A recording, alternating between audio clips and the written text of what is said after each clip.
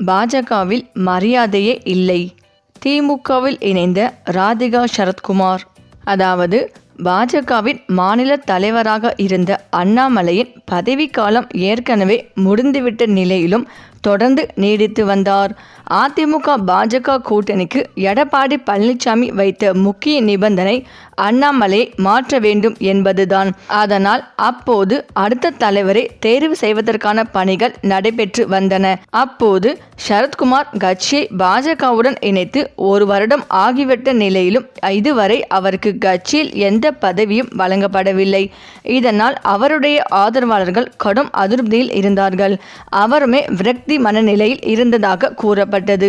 ஆனாலும் ஏதாவது ஒரு பதவி வந்துவிடும் என்ற நம்பிக்கையில் சரத்குமார் ஆதரவாளர்களை சமாதானப்படுத்தும் விதமாக ஒவ்வொரு மாவட்டம் சென்று சமத்துவ விருந்தை வைத்து வந்தார். மேலும் சமீப காலமாக விஜய் எதிர்த்து அறிக்கை விடுவது, வக்பு வாரிய சட்டத்திற்கு ஆதரவு என தொடர்ச்சியாக கவனத்தை ஈர்க்கும் விதமாக அறிக்கைகளை வெளியிட்டு வருகிறார். மேலும் அண்ணாமலை அடுத்த தலைவர் இல்லை என்று முடிவாகிவிட்ட நிலையில் சரத்குமார் அந்த பதவிக்கு குறிவைத்து தனி ரூட்டில் காய்களை நகர்த்தி வந்தார் என தகவல் வெளிவந்தது. அதாவது தான் தமிழகத்திற்கு நன்கு அறிமுகமான முகம், 30 ஆண்டுகளாக அரசியலில் இருக்கிறேன், பாஜகவுக்காக தன் கட்சியை கலைத்துவிட்டு வந்தேன் என்றெல்லாம் சொல்லி டெல்லி தரப்பு மனதை கறக்கும் முயற்சியில் மேற்கொண்டு இருந்ததாக கூறப்பட்டது. இந்த நிலையில்தான் பாஜக தலைவர் ரேசிலேயே இல்லாத சரத்குமார் பெயர் அதில் உள்ளதாக செய்திகள் வரத் தொடங்கின.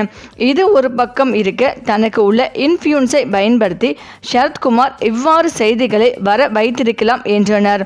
மேலும் தமிழக பாஜக மாநில தலைவராக நயினார் நாகேந்திரன் பொறுப்பேற்ற நிலையில் அண்ணாமலை, சரத்குமார் ஆகியோர் உள்பட பலரும் தேசிய பொதுக்குழு உறுப்பினராக நியமிக்கப்பட்டுள்ளனர்.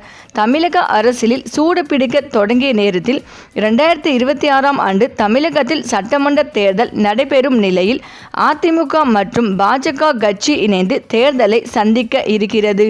இது ஒரு புறம் இருந்தாலும் தமிழக பாஜக மாநில தலைவராக இருந்த அண்ணாமலையின் பதவிக்காலம் முடிந்த நிலையில் புதிய தலைவராக நயினார் நாகேந்திரன் ஒருமனதாக தேர்வு செய்யப்பட்டார். மேலும் தமிழிசை சவுந்தரராஜன், சரத்குமார், ஹெச் ராஜா, கரு நாகராஜன் மற்றும் ராம சீனிவாசன் ஆகியோரும் பாஜக தேசிய பொதுக்குழு உறுப்பினராக தேர்வு செய்யப்பட்டுள்ளனர். இவர்களுடன் இணைந்து வானதி சீனிவாசன், எல் முருகன் மற்றும் கேபி ராமலிங்கம் ஆகியோரும் பாஜக தேசிய பொதுக்குழு உறுப்பினராக அறிவிக்கப்பட்டனர் என்பது குறிப்பிடத்தக்கது. இந்த நிலையில் மத்திய உள்துறை அமைச்சர் அமித்ஷா அடுத்த முறை தமிழகம் வரும்போது பாஜக மாநில நிர்வாகிகளின் பட்டியலில் மாற்றம் ஏற்படும் என்றும், சரத்குமார், விஜயதாரணி உள்ளிட்டோருக்கு முக்கிய பதவிகள் வழங்கப்படும் என்றும் கூறப்பட்டது. பாஜகவை பொறுத்தவரை 2026 தமிழ்நாடு சட்டமன்ற தேர்தலில் அதன் முழு தேர்தல் பொறுப்புகளையும் உள்துறை அமைச்சர் அமித்ஷா ஏற்றுள்ளார்.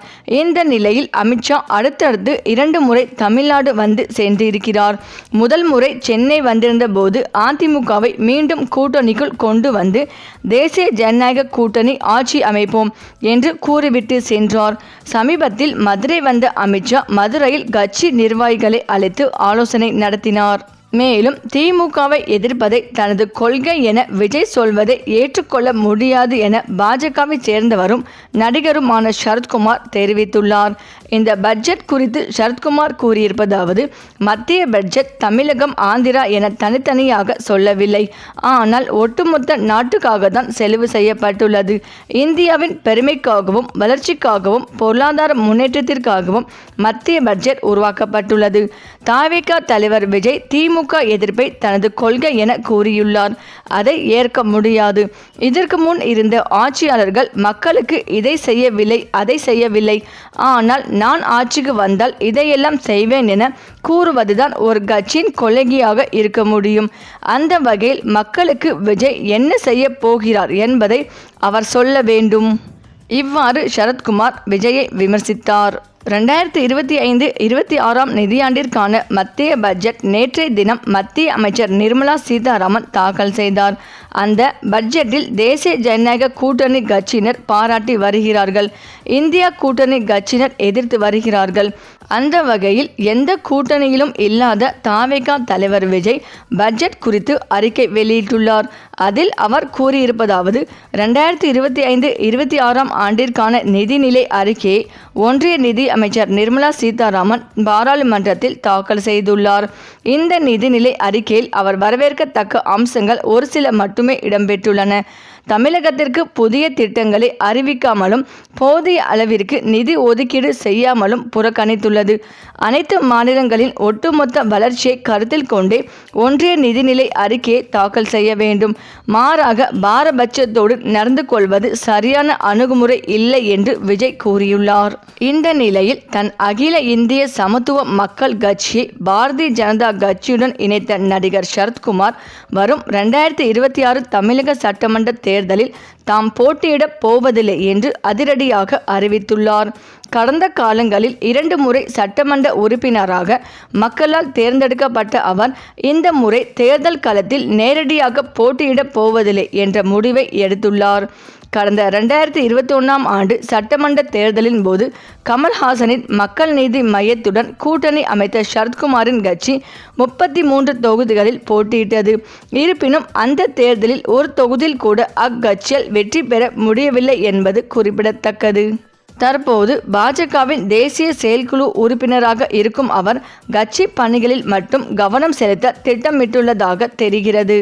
மேலும் விருதுநகர் தொகுதியை மையமாக வைத்து அவர் அரசியலில் காய் நகர்த்தி வந்ததாக கருதப்பட்ட நிலையில் கட்சி தனக்கு வாய்ப்பு கொடுத்தாலும் அதை ஏற்கப் போவதில்லை என்றும் அந்த வாய்ப்பை தொண்டர்களுக்கும் மற்றவர்களுக்கும் விட்டு கொடுக்க போவதாகவும் அவர் தெரிவித்துள்ளார். இந்த முடிவு அரசியல் வட்டாரத்தில் பெரும் பரபரப்பை ஏற்படுத்தியுள்ளது.